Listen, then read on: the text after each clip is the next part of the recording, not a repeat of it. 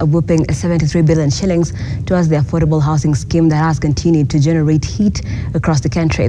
The funds, according to the government, will assist the country achieve over 200,000 housing units every year and assist address the current shortage of houses in the country.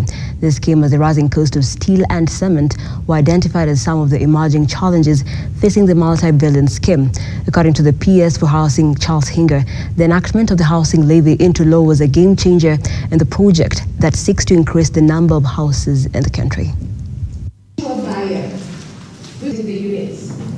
And then the housing fund says... So there's so many incentives, there's tax incentives, but then, we have to every day keep on looking because, as you said, and cost is cost, and this cost, public information, the cost of steel in just the last couple of months has gone up, in some instances, up to 90%. And these houses, the biggest cost is what? Cement and steel. So if we don't do anything on those two, we will not be able to tackle the issue of affordability. So we are constantly working on that. But today in the afternoon, because here we are also listening, we want the industry to tell us what more do you think we can do as government. Because again, we cannot just come and force and tell them this is what we're going to do. Tell us what you want us to do for you. We go sit back and government works on policy. Okay, but because this program is deliberately around stimulating the economy, you cannot stimulate the economy when you're not making those kind of interventions. We want many people to build. And by the way, so in terms of progress, we have made very good progress, I must say. The last couple of months, since about September, we have got about 36,000 units that are under construction as we speak.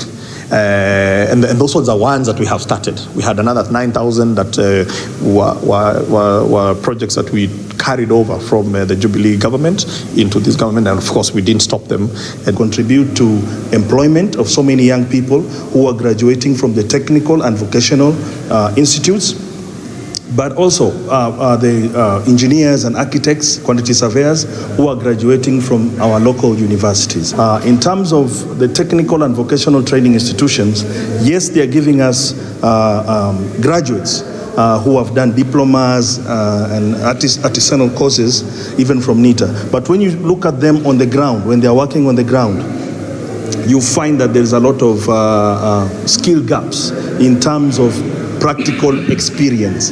And so we are working closely with the NCA and National Industrial Training Authority so that, as the Principal Secretary said, we are going to have the construction sites as being a place where they can do the dual practical training. And now to some sporting.